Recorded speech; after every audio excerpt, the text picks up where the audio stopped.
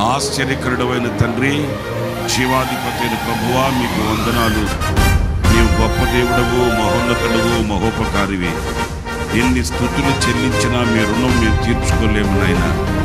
మీరు మమ్మల్ని జ్ఞాపకం చేసుకున్నట్టుకు మేము ఏపాటి వారము. ఏ కొదువ లేకుండా ఈ పరిచర్య అవసరతలు మీరు ఎదిగి సమస్తము కూడా సమకూర్చి జరిగించుతున్నందుకు శిరస్సు వచ్చి నమస్కరిస్తున్నాను.